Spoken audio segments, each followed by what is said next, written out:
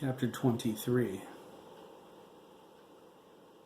Adam stood under the observation booth window in the greenhouse, staring at the snowstorm through the glass lattice.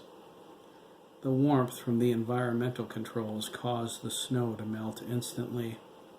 Streaming water ran down all around him. It looks like tears, Adam thought, his expression gloomy. The other boys were in a half circle on the ground by the fountain. Dr. Wainwright lectured them on how to deal with their feelings concerning Kelly. She did her best to reassure them everything would be all right. Adam walked away when she started speaking.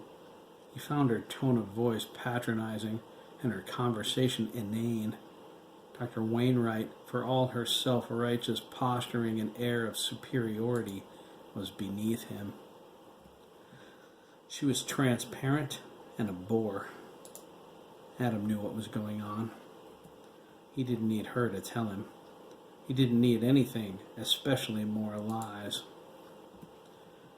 He was more aware of the current situation than she was. He filtered out her twittering and focused in on Dr. Wang. "Hold him down, Carolyn."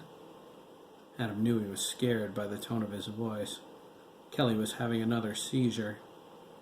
Dr. Wang feared the infection spread deeper into his system than his hand claw. Adam furrowed his brow. He thought, is this destined to happen to all of us? Do any of my pack brothers know the truth like I do? He didn't think so. His pack brothers lacked the need he had to explore, to learn, and to never take things at face value. They trusted. Adam didn't. They were honorable. Adam was devious. They didn't know what a bunch of damned liars the doctors are. Adam always thirsted for knowledge. While the other boys enjoyed their downtime recreationally, Adam sat alone in his room. The others considered him solitary, a loner, but they were wrong. That's Dana, he thought. Adam was alone because he was learning. He knew they wouldn't understand, like he knew their loyalty to the doctors would force them to turn him in. That wouldn't do. He had to quench his thirst. Nothing could stand in his way, not even TCOS. It was the first obstacle to his quest for knowledge. TCOS managed everything from the environmental controls to the daily logs and records to the dinner menus. Dr. McAllister designed it well, but with one fatal flaw. TCOS had no lockout. The system allowed unlimited access attempts even after numerous failed passwords. There wasn't even a log file for access attempts within the complex. The computer started over from the beginning after each wrong entry. Through months of trial and error, Adam got into the system files. He was 9 years old. Corny could have sorted out the thousands of different pathways easily. He was the most proficient in computers. He could read and write lines of code. Unfortunately, sharing his secret wasn't possible, so Adam sought another way. By age 10, he knew the system files inside and out. It led him to the Wolf Boy God's satellite. "Are you all right?" Dr. Wainwright asked, laying a hand on his shoulder, interrupting his train of thought. Adam sensed her approach and hoped she would pass. He growled at her and slapped her hand away. "Don't touch me." Dr. Wainwright stepped back from the look in his silver eyes. Her hand drifted to her breasts. "Ever, Doctor. Don't ever touch me again." "Oh, yes, I know," Dr. Wainwright sang, sharp and sarcastic. "You don't like to be touched." She crossed her arms. "Perhaps you can explain why you let Agent Danziger touch you in the shower room." Adam smiled an evil smile. "Spying on us?" he asked. "There are cameras in our shower? You watch us when we're in there? That's wrong on so many levels."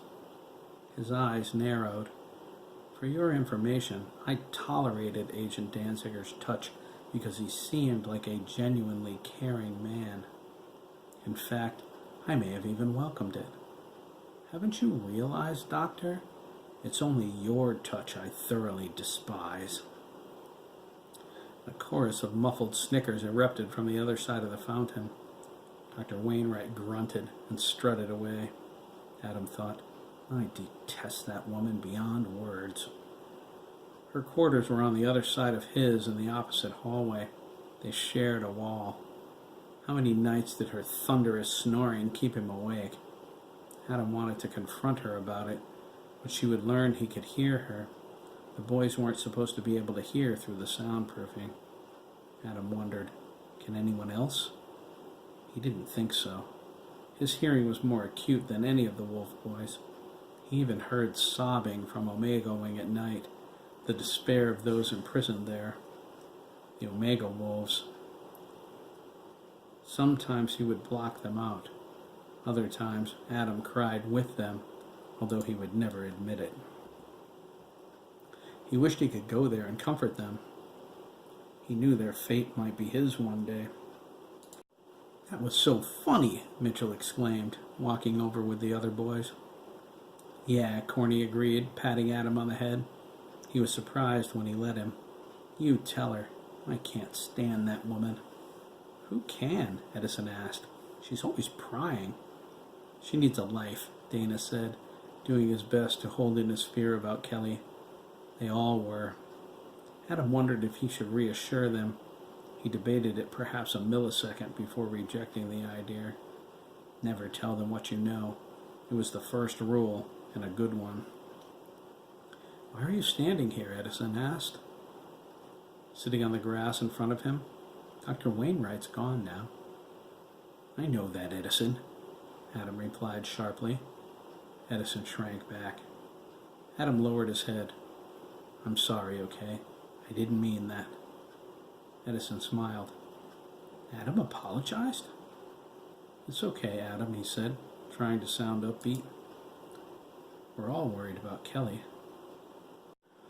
He's going to be okay, Mitchell said. It's not like this hasn't happened before. What are we going to do now? Dana asked. He desperately wanted something to divert him from his worry. The red alert's downgraded to yellow. We had an hour of gymnastics left. Should we go back to the gym? Let's find Daniel, Corny suggested, slipping into his role as pack leader. I don't know, Edison cautioned. He seemed angry when Dr. Wainwright dismissed him from the greenhouse.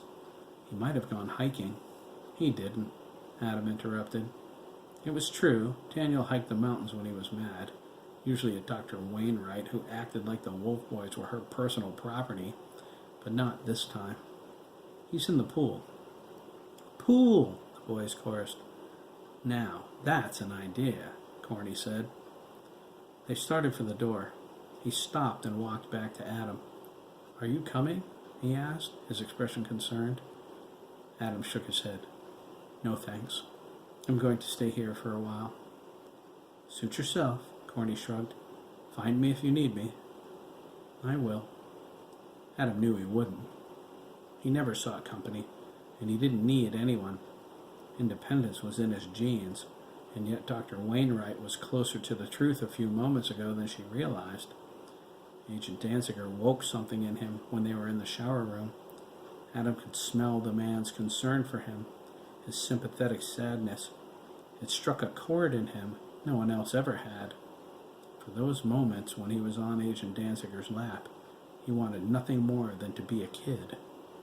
He hated the complex more than ever before, even more than the night he first accessed Wolf Boy God. Adam remained under the observation booth's window a little while longer. Things were going well in the surgical theater now, better than Dr. Wang anticipated. Kelly was going to be okay. And to the doctor's shared excitement, the new program worked as predicted. Adam was glad. He longed for puberty, for manhood, and the freedom it would bring him.